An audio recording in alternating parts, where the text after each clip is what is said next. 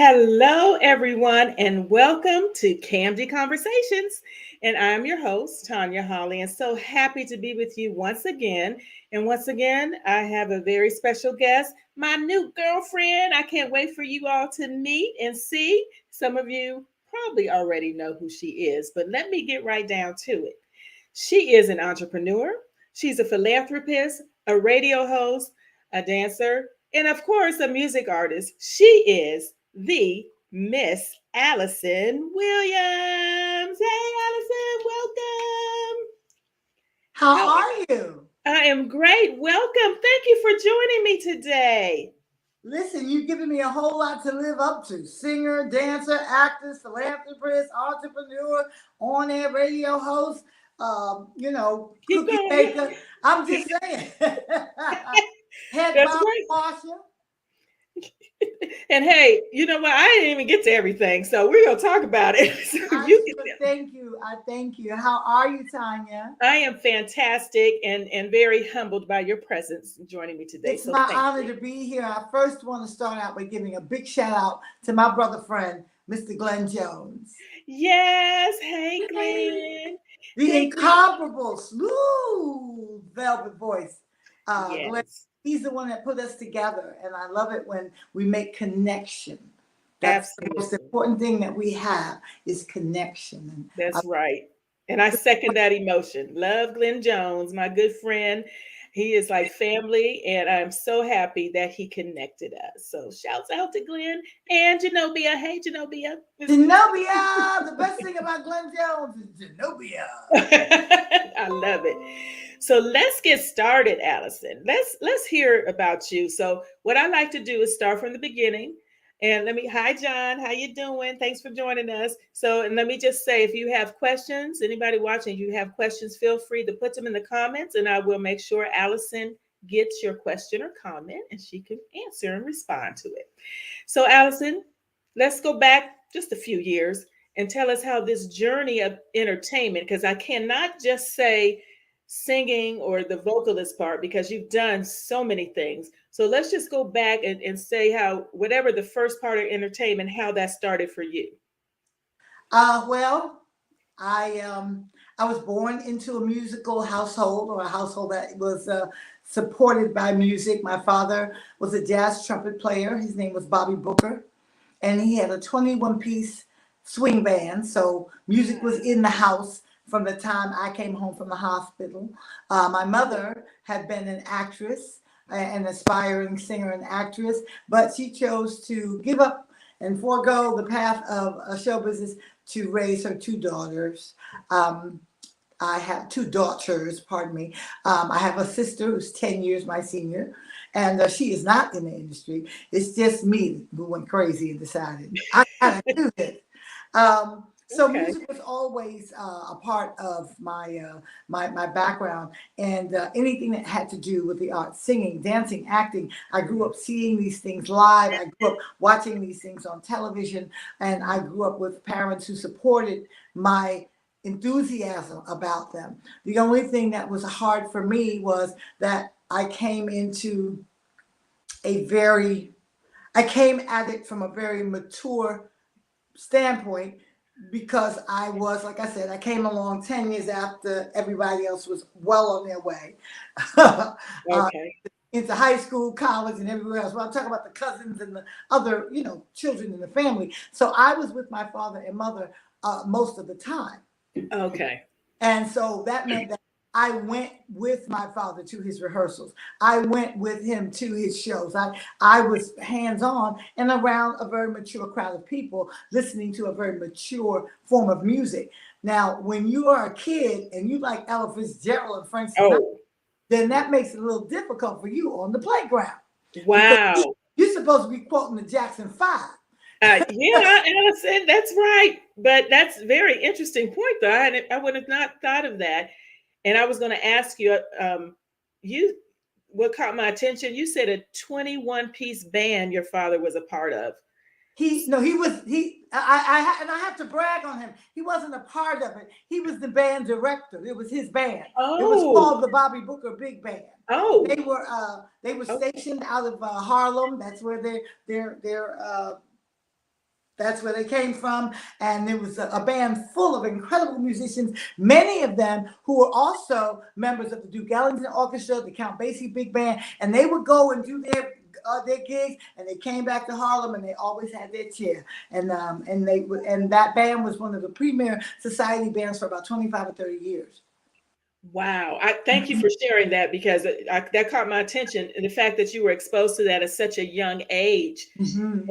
And you mentioned how that caught up with you on the playground, because nobody else was into the jazz. So you heavy jazz exposure. Let's just say I was heavy jazz, eclectic overall, and basically, if you look at what like kids today, their whole thing is technology, and the kids that are really tech bound, they call them geeks because they're not cool and they're just into the science or the tech or the STEM. Well, that was me. I was into music, very eclectic, a collection of music, jazz for sure. And you want to be cool, you want to be hip, and you want to feel that way. But sometimes you can't always feel that way when the majority of your time is spent in a very mature environment. Right. Not only because of, it was by default. Where are you going to go? You went where your parents went. You did what your parents did. Right. And so, and I wasn't one of those kids who was allowed to really just hang out in the neighborhood and play on the street. They had activities for me. I had piano lessons and dance lessons and so on and so forth. So another thing that works against you, if you have too many things to do, the other kids are going to want to hit you for that. Oh. Other kids are going to want to be like, you think you cute and you think you that. Oh. I had to go through that because I wasn't, playing double dutch in front of the house, so in front of the building. But there was a reason that my mother didn't want me to be influenced by, just that. She wanted to have a brighter horizon, or at least have some choices and to see other things. It was rough. I was a victim of bullying and some other very unpleasant experiences, but I'm glad that I came on through it because I am who I am today. That's right. And that was where I was going to say, it sounds like you got bullied, which is not good, but we are glad you came through it, and we're glad you are where you are today. Now, what was the first experience? When did you realize, okay, I know you were taking lessons, you were doing this, but when did you say, oh yeah, I want to do this? And I don't think it was singing at first, was it? I saw something else. Dance. It was dance. But I always felt that I was supposed to be in show business. I remember I used to pray to God, please make my family move to the village so I can dress the way I want to dress and I don't have to get beat up when I don't have to write sneakers. It was like things like that. Like I knew because of the circle of people that I was different. And I knew that it was the entertainment, the music, I wanted to be a gymnast.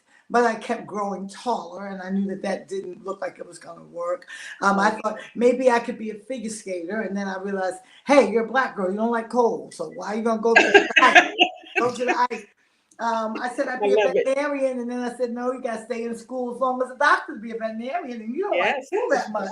You want to sing and dance. So I had all of these different things that were going through my head as a child, but the thing that always stuck was singing and dancing and acting. And I could watch very few, but ever so choice, a Pearl Bailey, a Lena Horne, a Dorothy Dandridge, a Lola Falana, a Diane Carroll, and I can watch these women who were singing and dancing and acting. Right. And I said, one day I can do that. Now, I didn't realize they had stopped making musicals, and even if they hadn't, brown-skinned girls weren't getting in like that. But that was my thing. I said, if I can do all three, and then I discovered the term triple threat. And even for the men, the Sammy Davis Jr.'s, the Sidney Poitiers, who is Harry Belafonte. These are the few black artists that I could see coming up that look like me. They were singing and dancing and acting. Yes, and there weren't on some level. Right, and there weren't a whole lot that you could see that looked like. And then the music came in because I could see a Louis Armstrong on TV and in a movie, and then I could see him at the house because these are my father's running buddies, Clark Terry and all of those, the trumpet boys. And Just hanging around your house, just hanging around. or Okay. and if they weren't at the house, they were somewhere shooting pool, and I was there too. Yeah. Oh, yeah. I Or mean, but somebody was called up, oh, so, what was he doing? Oh, playing his number, so you can encounter people everywhere. I It was, love it. it was very, very interesting. I had a very interesting young It life sounds like in it. the midst Yes. Did of, you realize the caliber of people you were surrounded by at that time, or were they just Uncle so and so and friends?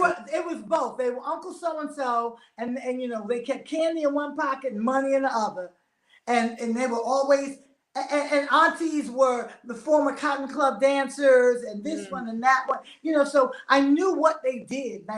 All I knew is that when I was around them, I was influenced, and it was in a positive way. And I was told, they were giving me nuggets of wisdom and praising me because I did good in school. I was mannerable. I was a kid, but I wasn't spoiled and bratty. But at the same time, I wasn't trying to be grown because I was around grown people. I kind of knew my place, and they kind of dug me. I was cool to have around. So, and I knew that they were people because of a caliber, because I could see their names in books. Oh, yes. I see them on variety shows when they would come allowed to stay up and watch. And I was like, I know these people, and they love me, and they say. And then the thing I think also, then when I finally would get around my friends and I would talk about the things that I did or the people that I did, then that didn't go over too well. So I'm like, this is some crap. Excuse me. This is some. All I do is I get praised for doing good in school. Y'all tell me I raised my hand too much. That's funny, but I love the stories. It's really funny who will want to meet you at 3:00 because you talk too long. You made the class. Wow. It was, I'm sure there was. And then on the weekends, here I am with these incredible people who are well-dressed influencers. They have cars and money. Yes. Wow. I'm sure that was. And they want no more than to have me around and to brag on me and tell another person how fabulous this child is, and she's doing this, and we're so proud of her. Why would I ever want to go back to school? Right, there you go. Or Why to the playground. Why would I want to be around y'all? Y'all don't even care for me. Let me read. You got a few comments over here.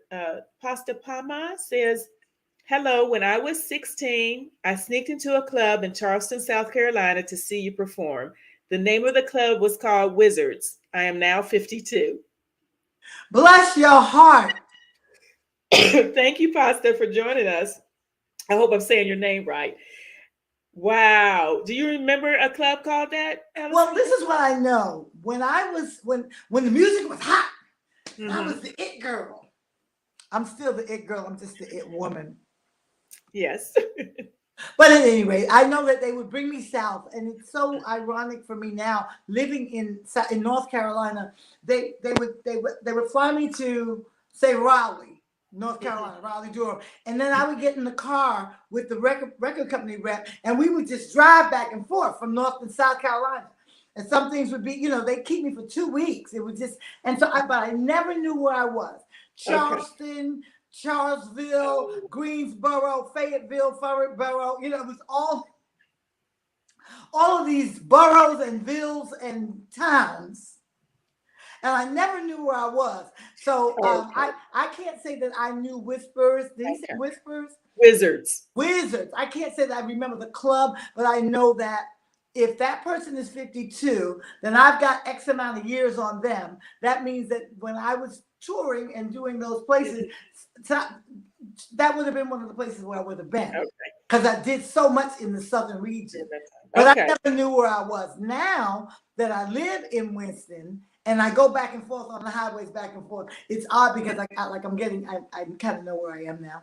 Okay. Well, he enjoyed it and still remembers. Thanks for coming. Thanks for taking a chance. Your very life and being to sneak into the club. 16. 16.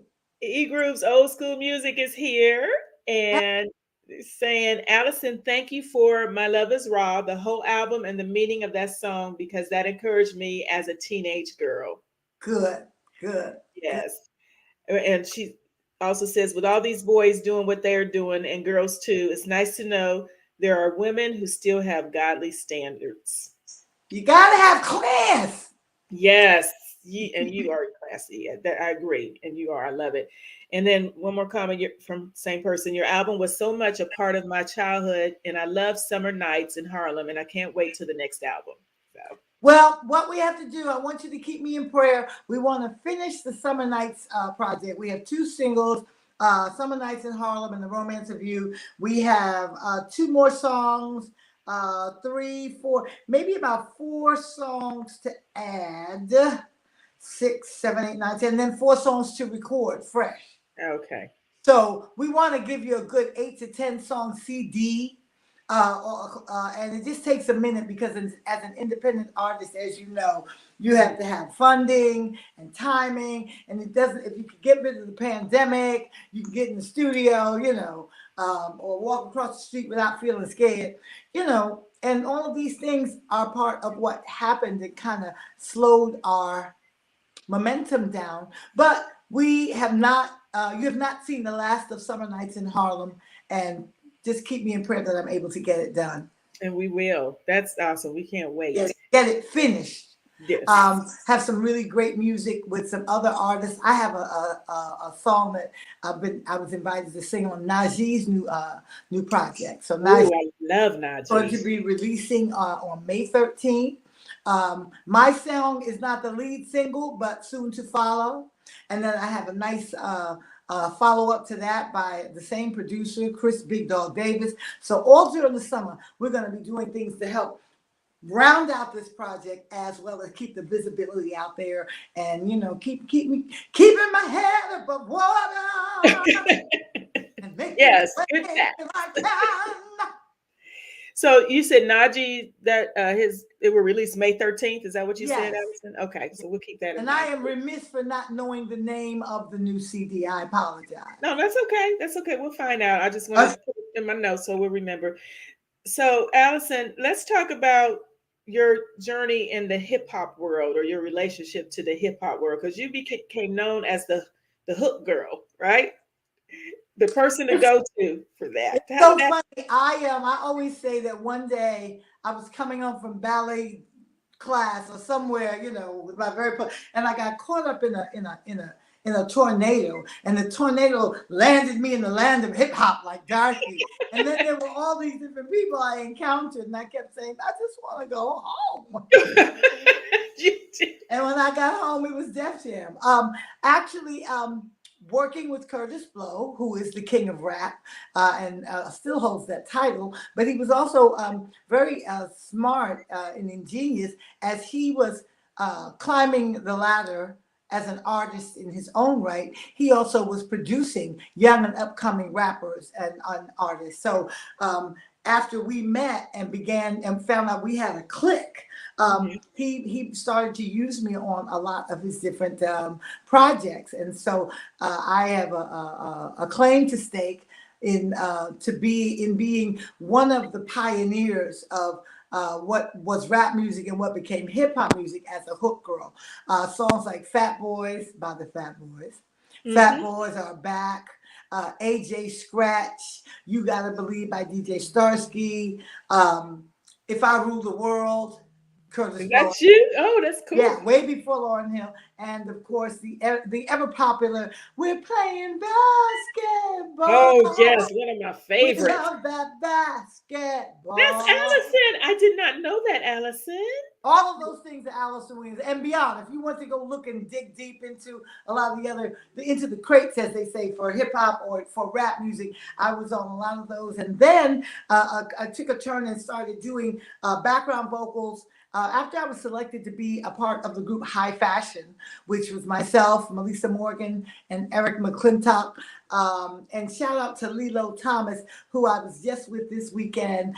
We honored him. Lilo, almost was a member of High Fashion, but they didn't accept him as a member, but they gave him his own deal on Capitol. So it worked out quite well for him. It did, yes. Anyway, Kashif was producing on this project, and he asked me, how would you like to come to the studio tonight and do a recording session background for Melba Moore? And I was very poised, and I was very, I was like, oh, that would be great. What time do we have to be there? And he told us, and then we were in a studio in New York, I'll never forget. And then I went into the studio, and I climbed on the walls. I think I bounced off the walls like, he asked me to come and sing background for Melba Moore. You mean Melba Moore from Pearlie on Broadway, from Timbuktu, from the Clifton Davis show? And Clifton Davis was my crush. So I was like, oh my God, Melba Moore. So that was my first mainstream pop artist, R&B pop artist was Melba Moore. And that led me to Evelyn Champagne King and Bobby Brown and just a host of great people that I had a chance to go into the studio and bless their records. So let me pause and just ask about Melba. So what was it like? So was that your first time doing background like that? Or for a singer, for a well-known singer, yes. Yes. I've done all the rap stuff. Right. Before a singer. Okay. So take us back to that moment when that happened and actually meeting Melba and singing for her. What was that like? What do you remember most about it? It's a 360 come of age story, because when Lilo and I were in the studio, she came in later that evening, and they had told us to lay down what we needed to, and they had asked me to put a rough vocal down in terms of, I didn't do the demo of it.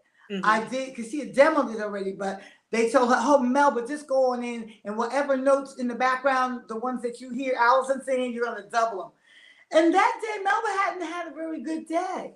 And you know how it was one of those things where you look forward to meeting your favorite person that you look up to, and then they give you crickets, like. Yes, yeah. And we were young kids, and maybe it kind of was like, who are these young bunnies I got love? We could have been mad at Charles for all I know. We don't know what was in the world of a Broadway star, a Tony Award winning, Grammy Award. I don't know, but she was just that, and I was crushed. Oh, that Melba Moore didn't hug me and kiss all over me. She was in the studio and laid down, but I don't. I had to get to where I am now to understand it didn't have to do with me. Beautiful, or as God would have it, his celestial choreography. He put Melba and I together in a stage play for Mr. Michael Matthews, and I can't remember which one it was. We did several together, but as we had come to that place of doing the gospel shows, which we now call urban theater, the pioneers of that genre, Melba and I had a chance to come together, and Melba at that point had come to a full circle place in her life. And she wasn't that same person. Okay. She wasn't that same woman I encountered in the studio. And we talked about it, and we embraced it, and we embraced one another. And so that is why Melba Moore is now my Auntie Melba. I love it. Just another person we got to get on this show. And I will help you make that happen. Oh, thank you. Alyson, you're a sweetheart. But that's what we connect. Yes. But to have had that happen, and then later on, she's the person that drops, nuggets and pearls of wisdom and speaks positivity into my life. Yes.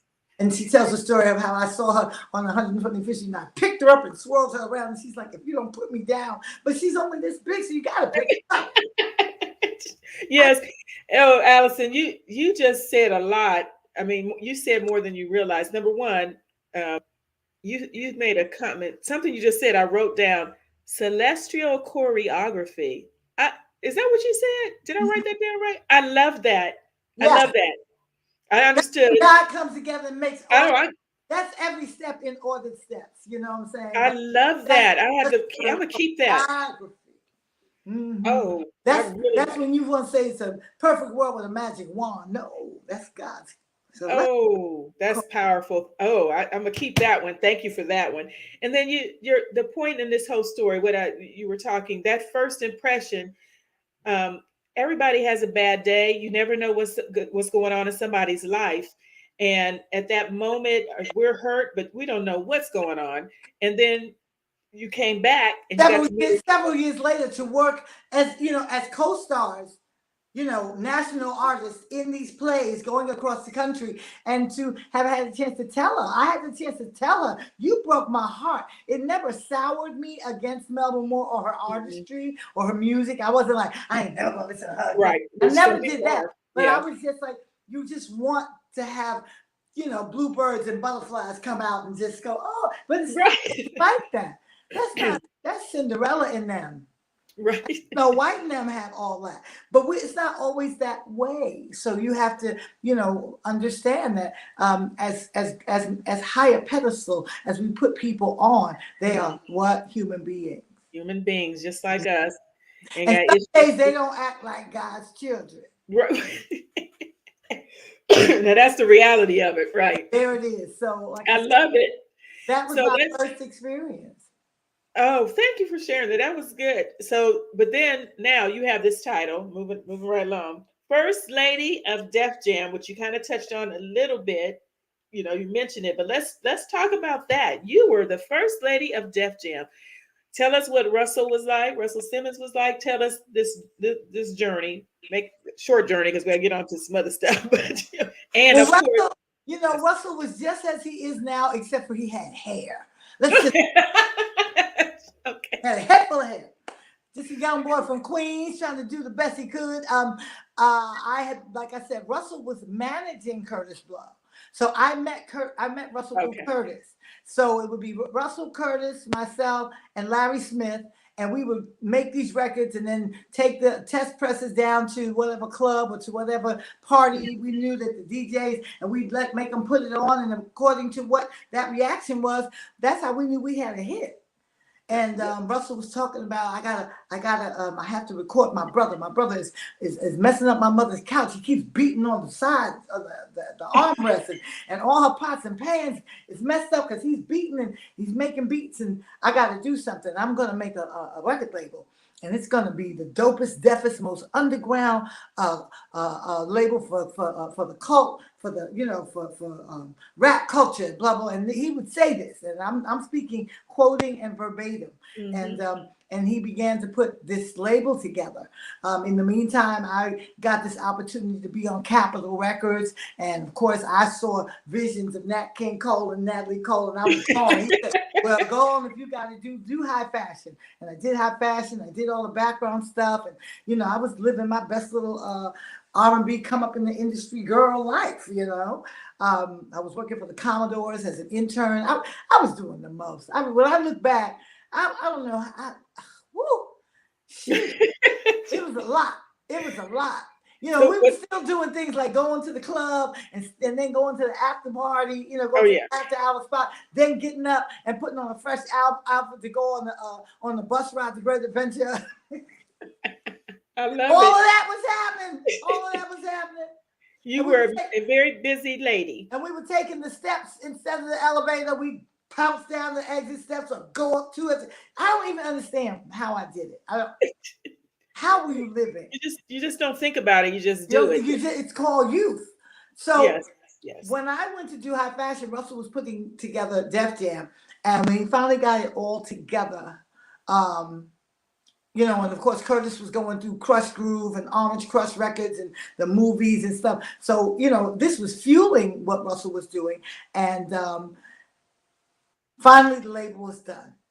85, 84, 85, something like that, 85, things were done. But he had put me over on Profile Records because they weren't ready to sign me yet. Profile is where Run DMC was. That's where Joey was. So he had me over there, and I cut a single called a cover of the Pointer Sisters song, Yes You Can Can. Yes we can, yes we can, can. But it was more of a go-go beat, if I could describe it as anything. Okay. Just to create a buzz. We had great producers like Jelly Bean Benitez and things like that. And he needed some place for me to be jumping off from, just to keep me busy. And then finally came the Def Jam years. Already signed to the label as R&B artists were Orange Juice Jones, Tayshaun Rashad, and Chuck Stanley. And the boys were working on their project. So I'm still don't have nothing to do. I'm still chugging away trying to figure it out. But the good thing is I got to do duets with all of my male counterparts. And before, when we started working on my album, I got a chance to make myself useful as a road manager because the Def Jam company, the Def Jam crew, the Def Jam squad had some really great acts that had gone out on the road. Some of them big and some of them not so big. But rap and hip hop were new frontiers. Right. And people and young artists were going out doing the same stuff that young artists do when they get money for the first time, and they go and they rip themselves a new one. And you out there with your cousin Pookie, who shouldn't have even left the block. That was violating his parole, but he's your road manager. And y'all are just going from city to city, ripping it. And I didn't want to come out as an R&B artist on Def Jam with them looking down on us. They were already saying, first was, oh, this rap thing is a fad. Right. Then they said, oh, come here, young man. Let's talk. Right? Now, he wants to do R&B. Oh, it'll never happen. And then he delivered that too. Mm-hmm. So when we went out, the only thing we didn't have is we had mostly young, lesser experience. I won't say inexperienced, but lesser experience.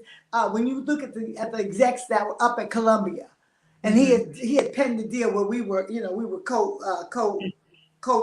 co-signed with Columbia. So when you look at all those great black execs up there, and I'm specific to the black ones, there were others too, but I'm just saying. Okay. They already knew. They knew what it was like to run a Michael Jackson career. They knew it was like to run a Peabo Bryson career. They had Epic. They had the jazz. They had more experience. So my point was, when we get ready to go out on the road, or when I get ready to go out on the road, I don't want doors to be slammed in my face because our R&B artists went out there and acted like heathens. So I got myself a briefcase and a pair of handcuffs, and I informed Russell that I was going to be the tour manager for Orange Juice Jones, who had the hit record at that time. And I also had a duet on the album record. So I got them together. I got them on a bus. I got my training from my dear friend, blessed in peace, Thaddeus Edwards. Thaddeus was an incredible road manager for Earth, Wind and Fire and Jeffrey Osborne and people like that. And he and another friend of his, is it Wendell? I can't remember his last name right now, but they trained me up. And a lot of it was on the spot training. And it was my responsibility to get them across the country. He had great tour dates with Norby Walters and Jeff Epstein, just all of the major people we were touring with, like Jeffrey Osborne, like Cameo, like Gwen Guthrie. We were on the circuit because Orange. Now, were you singing as well, Alyson, or were you just tour manager? Well, this was the funny thing. I would have the briefcase. I get the guys off the bus. I get them backstage. They start getting ready. We have our little line check. We weren't bigger deal enough to get a sound check. We get a line check. Oh, okay. And then I get back in the dressing room. Y'all start getting ready. I'm going to get the money. I go get the money. It's showtime. They're the opening act. I take my money and handcuff it to the monitor board, which is on the side of the stage. They do the first 3 numbers. Then I came out and did my duet with Oren. Then I went back and got the money and went back to the dressing room and waited for them to come off the stage. Not the handcuff. Okay. Oh, yeah, because what was I going to do with the money? You're right. If you didn't trust anyone, especially. You got a few comments and questions I want to make sure we get in. E-Group's Old School Music is asking an interesting question, and you may be able to refer them to someone. Alyson, what do I have to do to get a license to play artists' music on my podcast? Because I don't want to sign all 4 things: BMI, ASCAP, SESAC, and Sound Exchange. I'd rather just pick one or do Live 365. Any advice would be so much appreciated. What I can tell you is I'm not the person to ask that. That's a I didn't think so, but licensing tech question. Yes, and I really can't answer. But what I would have you do, if you don't already have someone that can reach out to you, reach out for you, or might put you in touch with a music industry attorney. And I know it sounds like a lot to maybe have to pay somebody to get this information, but that's all I know. Okay. I would want to ask that question of someone who can answer it. Yes, and I thought, and give you an answer that's going, not like, oh, I did this last year, now this year I got to do something different again. I want you to have a platform answer that's going to hold you. That's a good. And if it means signing 4 things, then go ahead and better safe than sorry, right, and have the licensing you need and the rights to play the music so they don't snatch you down every time you try to put something up. Now, Alyson, are you? Well, before I ask that question, Just Call My Name. Let's talk about the song that everybody knows that I absolutely love. How did that come about briefly? And and it still withstands. We still hear that song today. That's still holding on. Absolutely. Classics. Yes. The timeless song, and I knew it when I heard it. Like I said, I was waiting for them to figure out what they were going to do with me, whether they're going to make me a pie or a cake. What are y'all doing? And a friend of mine asked me one day, do you want to go to California? I'm driving across country in my convertible BMW, Beetle, my VW Beetle. And of course I said, yeah. So we drove across country from Harlem to Hollywood. And when I got there, a friend of mine, Denzel Miller, he had become the new California Golden Boy, also a Queens boy, who had been extremely successful and had begun musical directing for so many great situations, different artists, Broadway musicals. He was the thing. And that thing called him to LA. And when he got out there, he became that thing. And, all of the labels were courting him, and the Quincy Joneses were hosting him. And so when I got there, I called Denzel and I said, Denzel, I'm in LA. I want to come see you. And for about 3 or 4 days, we kept going back and forth. And he said, Alyson, I am in the studio. I'm on a deadline because I have to get songs ready for various artists. And I won't have time. Come by the studio and visit me. Come here. And then maybe we'll get something to eat or whatever. So I went to the studio, and Just Call My Name was the song that they were working on that day. Oh. It didn't have to be mine. It was not specifically written for me. As you know, Philip Ingram, brother of James Ingram, and another brother named Ken Curry, and Denzel had written this song. And like I said, it was going on a reel or a track or at that time a cassette probably that was going to be full of songs to be presented to various artists at some major label. And so I sat there all day in the green room playing Pong and Space Invaders and whatever. Millipede. Oh, we were back in the day. And at the end of the day, before we shut down, Denzel said, Alyson, I want you to go in the booth. I want you to give me a female lead of Just Call My Name. Because, Brother Philip had sung everything. And I said, okay. He said, I know you know it because you've been listening to it all day. Go and sing it. And I sang it. And when I remember the moment, the studio got very quiet and everybody in the recording booth was quiet. And all of a sudden I heard him push the talk back button. He said, Alyson? I said, yes. And he said, are you in love? I said, no, I don't think so. It was a weird question because right. What are you? Because you sang that song. What are you getting? He said, is somebody you want to be in love with, or somebody you got your eye on, and I said, no. What are you asking me? I'm like, I'm annoyed now, right? Right. And he said, well, how did you know that song was supposed to be sung like that? And I said, I don't know. Like you said, I've been listening to it all day. And all day I've been wishing it was my song. So that's why I sang it like that. And he said, oh, okay, well, I don't know what I can do about it being your song because I'm a producer for the label. And I said, I'll tell you one thing. We're going to call Russell Simmons right on the phone right now. And I know y'all are from Queens and y'all will figure something out. And that's how I got Just Call My Name. Wow. I A&R'd that song myself. Yes, but you caught their attention. You sang it like it was yours because it was supposed to be yours. And I only sang it twice. I sang it that day And then I sang it when I got back to New York. We set up a studio time. Denzel came in. And one more time, I sang the song. Twice we sang the song straight down. One time they wouldn't let me go back and do any. They kept saying, "I said, if we keep letting you fix things, we'll never get the song out. You want things are perfect. You're just hearing things." And so we finished the recording session, and I went home. Russell went home. Everyone went home around 6 o'clock. The sun was coming up, and the phone rang, and they're calling from the studio in New York in a panic. We're looking for Russell. Blah, blah, blah. So you won't find him here. So what is it?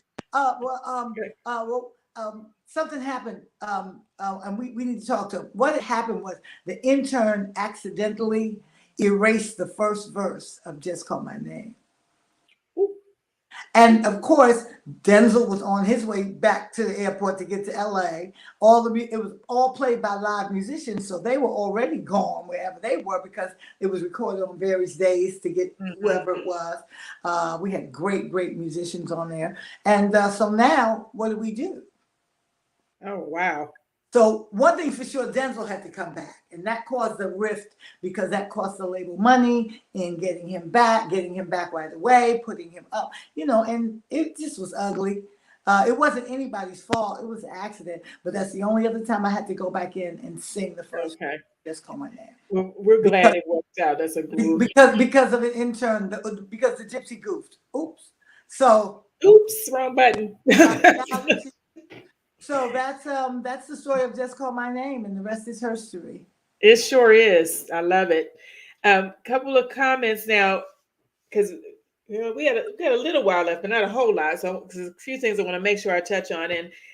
And S. Hawley says and I was going to get to this. There was an online article about your health being on a downturn. You look great. If that article was true. How are things coming along career-wise, and when will we see you on the tour again? So we know, I was reading articles too, not so long ago, that said, please, or it was on social media, please pray for our friend Alyson, pray for Alyson. I said, oh my goodness, what's wrong? I didn't know what was wrong. Right. But it was out there. Your friends were putting it out there. Please pray for Alyson. Keep your thoughts. Well, I can tell you this, and just let me tag on. I want to go back just a tiny bit. Okay. To Just Call My Name, after we recorded it, got it mastered and mixed, and so on and so forth. They used to have what they call acetate test press, or a test press was made out of a material called acetate, and it looked just like an album, except for it was very dense and very thick, and that was the test press. And we took the test press up to Vaughn Harper at WBLS in New York, and he kept it and would not let it go. He would not give it back to Russell, and he began to play it right in between that time where there's a playlist freeze, which is just before Thanksgiving, and you're not getting nothing in unless you Eartha Kitt, Michael Jackson, or whoever. Right. It's just not coming. You got to be next to get your music played during that time. Right. So he was playing it in his regular Quiet Storm format. And so people were going to the stores asking for this song because people give music at Christmas time. Oh, yes. Black folks buy 45s. But you know what I'm saying? They buy albums, and the record label, the record store people were like, we don't have it. You can sing it all day long. We don't have it. What is it? So by the time it was released in the early part of January, people were saying to me, oh my God, you covered that song. No, I didn't cover it. I made it.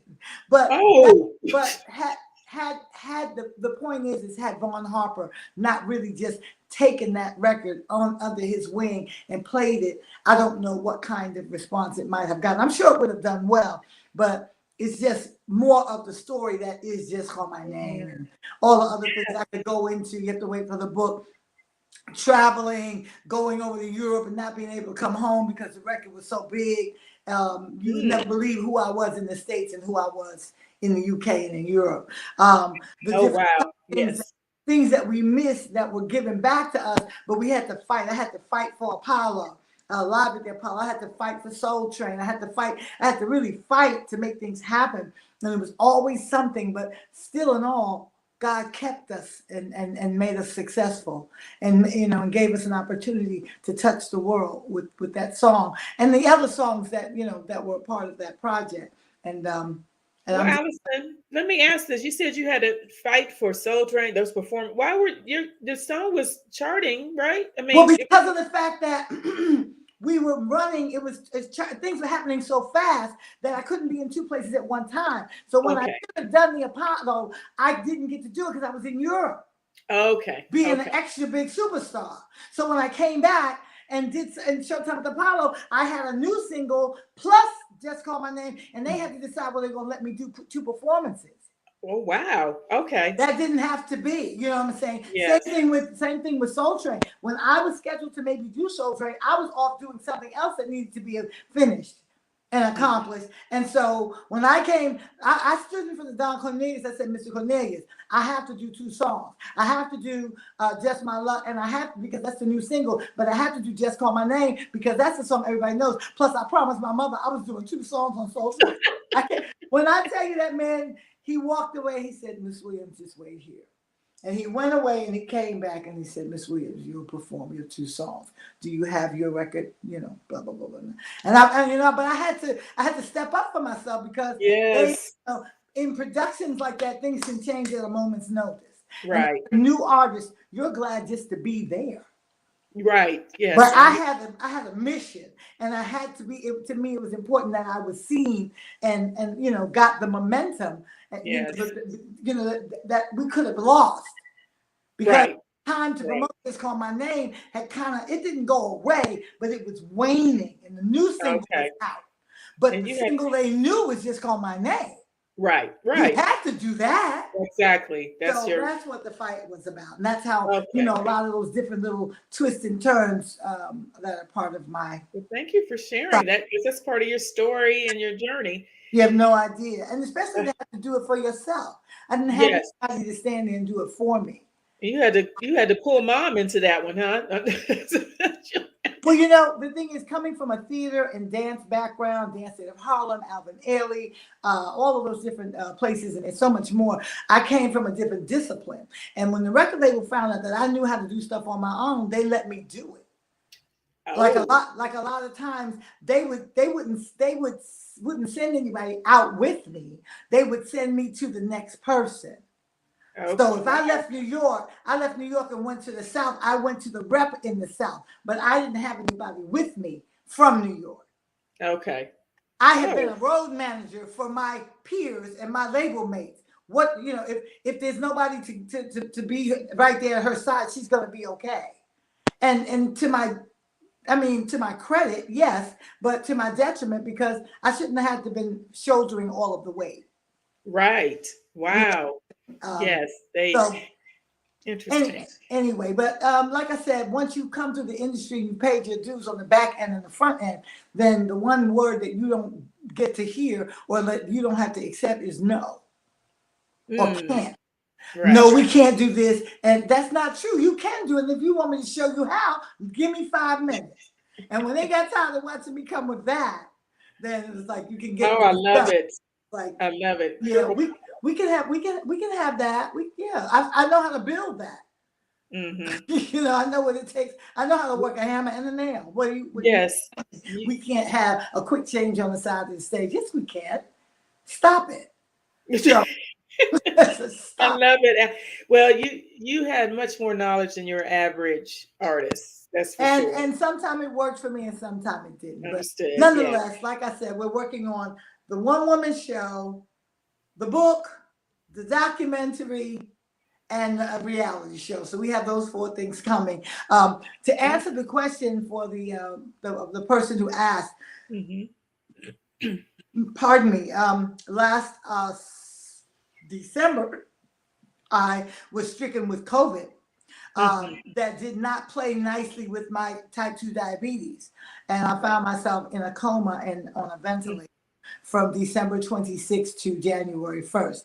The lights went out on the 26th and they came back on the 1st. So wow. I was over there on the other side trying to figure it all out. I don't think I was ever going to die, although I was very close to death.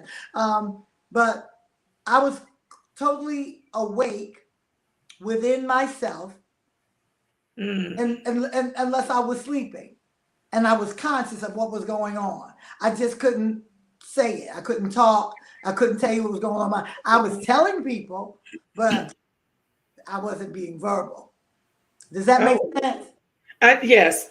Almost like you were there. I was alive inside myself. Right. I was talking to Excuse me. one story I can tell. Valerie Simpson, bless my angel, um, got a message to the hospital, and and part of my circle of angels, and they said, play her music in her ear. Play her Mhm. music for her. She'll hear you, and she'll come back. She'll come back. And so there was a whole day when everybody was very mad at the nurse because the people in the hospital didn't know who I was or what I did. They weren't aware of anything. They just were aware of an onslaught of people trying to call, get in, and all of that. And they were like, it was almost frustrating. They were like, we just got to do our job. We're trying to save her life. But, we get it, but we can't tell you anything. And there's nothing you can do. So just chill, pray. Yeah. So something happened. They asked the nurse to do it, and her phone died. The head of ICF. So she didn't download, just call my name on the day that everybody wanted it to happen. But she did it the next day. And she Okay. played the music in my ear, and I began to respond. And I remember her clearly saying, Miss Williams, do you know who this is? Do you know who's singing this song? And I know for a fact in my inside, I Hmm. looked her in the face and said, hell yeah, I know who it is. You know who it is. It's me. I'm Alyson Williams. And I was doing this. But I know I was probably pointing at my neighbor with my thumb. I had no motor skill, but I Right. remember nodding and knowing that I could hear just call my name, and it was me. But I was clearly saying, yeah. And did y'all call anybody and let them know where I'm at? I'm here. I had all of that going on. Wow. So you could hear them. You could hear everything. I could see her holding her phone to my ear. I could Wow. see it, I could hear it, and I could. But I guess, like I said, I was talking on the inside, but all I was doing on the outside was this, Okay. and Wow. maybe something with my finger like that from way down here, from way somewhere in my lap. I'm pointing at her, going, "Hell yeah, no, it's you." I was a little belligerent. I was like, "It's about time somebody's figured it out. I'm here. I'm me." Oh my goodness. Well, So so you came out. I'm so happy you I came hang out of it. around. God is good. God is great. Yes, he is. We're And so happy. he has made me a living, walking, talking, singing testimony as to his goodness and his ability to keep you and to Yeah. reboot you when sometimes you need to slow down and focus. People would like to say, "Oh, the devil is a liar, and he couldn't do it." No, the devil didn't have nothing to do with it. The devil, he's not that heavy. Sometimes God slows you down. Yeah, that's true. Sometimes Yeah. God allows it to come to this so I can show you that. Mm, very And good. and it also it made everybody pray. All the people that came together, they tell we joke about it. Now they said people was praying that never prayed before. They said, tell me, people had to call their grandma and say, "Grandma, can you help me pray?" That's okay. I'm kind of rusty. We had prayer lines, prayer Zooms, prayer circles. We had prayer congregations were going at it, folks across the pond, around the world. And if it made everybody do that, Hmm. people who hadn't talked to each other in a long time came back together. People had stopped talking to somebody for some reason they couldn't remember. Now they talk. People said, "I'm going to check on so and so a little bit more diligently. I'm going to go to the doctor and make sure that my health issues are in order. I'm going to be more proactive." Hmm. And when somebody was like, "Oh my God, Allie, not Allie, not Allie," somebody else said, "Don't go there. Just hold it strong. She's going to be all right. Allie's gonna get through this. Don't worry." And so they held each other up. So Yes. if my having to go through that made all those people and all that positivity happen, I'm okay. Wow. That is powerful. All things I'm work okay. together for the good. All things. Coming off of a ventilator. I don't know I was on it because I was under, but I have a little issue raising my hands, my shoulders, Hmm. because my core got weak. But before I couldn't do nothing but this. I was like a little T-Rex. It was horrible. But now I can lift them and stuff. They're a little slow. And when I do them together, It's a little, listen. I have a nice bottle of icy hot. I'm good. There you go. I Yes. have a little residual speech challenge. Some of you can hear it, some of you can't. I don't try to hide it because I know where it is, and I know that every day I have marked improvement. I am an orator. I sing and I speak for a living, so it's imperative that it come back 100%. But Yes. even at 95, I'm good. And when I sing, I don't have any challenges. I had an opportunity to sing last weekend for the first time at the Berks Jazz Festival with Oh, Najee, on the bill with Najee, Bobby Lau, and Christopher Walker. And when I went to sing for the very first time through an amplification system with a live band, mhm. I was overwhelmed with what I heard because I didn't know what I sounded like Oh, outside of yeah. singing in the house. Right. And I was so thankful because at no point during my ordeal did I ever have a thought or a fear that said, oh my God, suppose I can't sing. They had things down my throat and up my nose and every other opening they could put something in, it was there. Mm-hmm. Will I be able to sing? Will I be able to speak? And I that was never one of the worries. Wow. And I'm so happy. And so, that's the miracle. That's the miracle. It is. It didn't have to So, be like that. I didn't have to come back whole. I didn't have to come back in my right mind. I didn't have to come back with my same, I'm still firing. It took me spunk. a minute to get back on it, but my engines are firing. The Yes. brain is getting to the message system, and the music is laid out right, and the body is playing in concert. There are a few challenges, but I'm good. And I didn't Oh, have to be that. Everybody didn't make it. And some people that yes. made it didn't come back whole Yes. or to Yes. the whole that they're accustomed to. So I am I'm bouncing around like that. The tricks are for kids. You gotta say, Oh, you we know, you are so gotta happy. feel like that. You gotta feel that Bugs Bunny kind of cuckoo because it's oh happy day. It really is. Yes. Oh, Allison, thank you. You are a walking, talking testimony. And thank you for sharing that because we are so happy, so thankful And that you are. I want to thank you all. Whether you know me personally or whether you're a fan or supporter of the music or you just followed me or whatever it's meant to you, whatever way I've touched your life. Thank you, because whatever you did, even if you just said Lord Alyson Williams, whatever you said, whatever you did, whatever made you come into one accord or stand in the gap for me, Mm. it worked. Oh, It worked. I'm oh, so thankful because you didn't have to do it. You didn't have to do it. wow. How gracious of you to Thank you. say that. And we're just so happy and thankful that you're okay. John says, "Thank God, Mrs. Davison. Praise be to God, Allison, and sending you a heart." And so everyone's just sending their messages. We're saying back at you. Thank God you came back whole after COVID, and both me and you with that icy hot. It is off the hook. That was Groove's old school music. Ooh-cha. Um, But listen, I was kind of rubbing down with the icy hot and tiger balm on the knees and in the back anyway. So we're at that place. I will be celebrating my birthday in May, and I'm excited about it. oh, when's your birthday? May 11th. I'm a Taurian. Oh, right, This May will be 11th.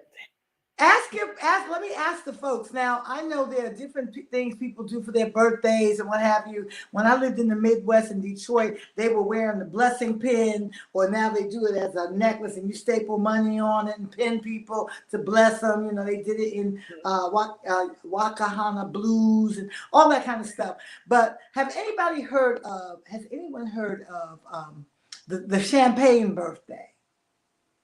I Now, the haven't. champagne birthday is, to me, you know how the people of Spanish descent have I call it the quinceañera. I don't know what it's called, but it's a quinceañera or something like that. It's something for the 15-year-old girl. Oh yeah, yeah, I know what you're Right, saying. okay, which Mhm. to me is just a pre-sweet 16 party, because a year later you need another dress. But they do this big giant thing when you turn 15. Well, your